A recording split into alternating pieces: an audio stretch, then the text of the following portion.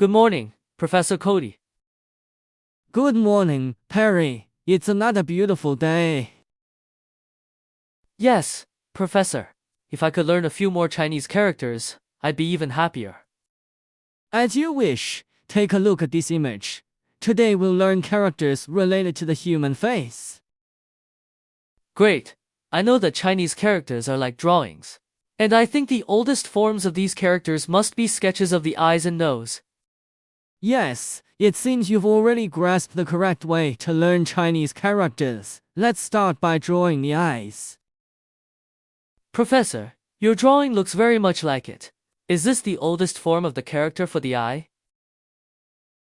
Yes, this is the ancient character for eye, mu. Later, for convenience in carving on narrow bamboo strips, the character was written vertically instead of horizontally, and the curves were changed to straight lines, forming the simplified character mu that we use today. So, the character, mu, originally depicted a vertical eye. How interesting! Then, is the character for eyebrows just a drawing of a single eyebrow? Yes, in order to make it easier to understand, we first draw the eye and then the shape of the eyebrow above it. The transformation of the character may involve first elongating the length of the eyebrow, with the tail of the eyebrow curving downward. Additionally, a vertical line was used to represent the eyebrow. And the simplified character for may still combines the eye in the eyebrow.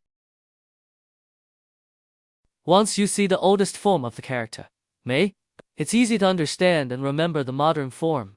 Now, let's draw the nose. I think the nose looks simple, but is actually hard to draw.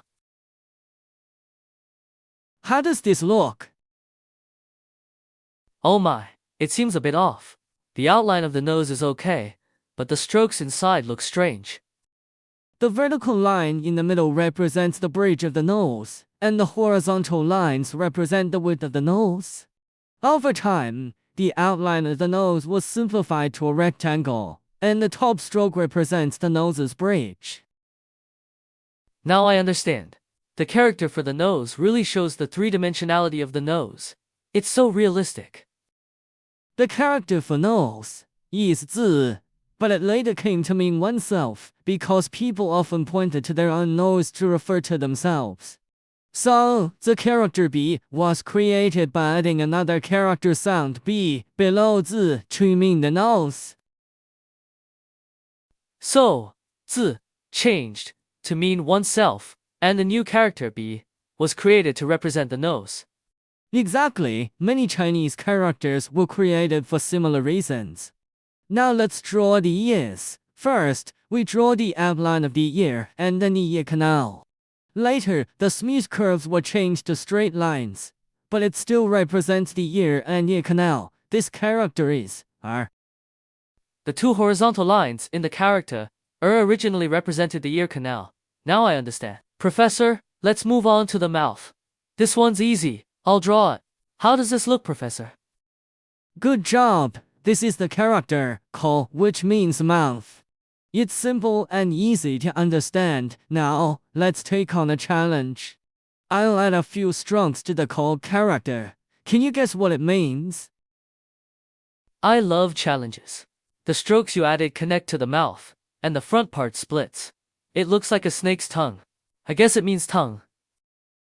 You guessed it. This is the character 舌, which means tongue.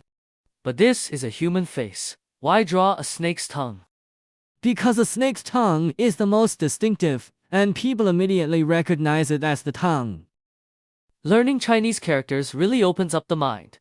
So, the most important part of Chinese characters is the connection between the form and the meaning. I'm curious about how the character for the head is drawn. Could it be a full portrait with all 5 senses? That seems too complicated. Chinese characters, after all, need to balance meaning and ease of writing, so they can't be too complicated. Look, here's the character for head, 手. A person's head not only has the 5 senses, but also hair. So, this character combines 字 and hair. Because the nose is in the center of the face, it can represent the whole face. Adding the hair gives us the character for the head, 手. But, Professor, is the character 字 supposed to mean oneself? Shouldn't the character for nose be another character, B? Instead, You're very observant. 字 means oneself when used as an independent character, but it was also used in the creation of characters, keeping its original meaning of nose. I see, in the character, B, 字 represents the nose, and in the character, 手, 字 also represents the nose. Your understanding is spot on. Now, can you say the names of the 5 senses in Chinese? Of course, the eye is 目, the eyebrow is 眉, the ear is 耳, the nose in the center is 字, the simplest is 口, for the mouth, and the tongue inside the mouth is 舌. The combination of the nose and hair represents the head, which is 手.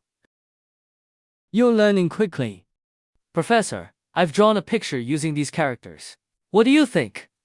Perry, this is amazing, very creative. Today I've learned the characters for the 5 senses. 目 eye, 眉 eyebrow, 耳 ear, 字 nose, 口 mouth, 舌 tongue, and 手 head. I'll take this picture to show my friends and play some character games with them. Great idea, you'll have so much fun.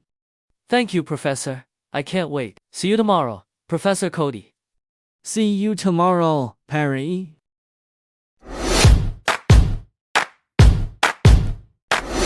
Click the link in the description to watch our Chinese channel, Perry and Cody's Chinese class, fully taught in Chinese. Don't forget to claim your free practice exercises and enjoy some fun stories along the way. This is Learn Chinese with Perry and Cody. If you like our video, make sure to like, subscribe, and leave a comment to interact with us. See you next time.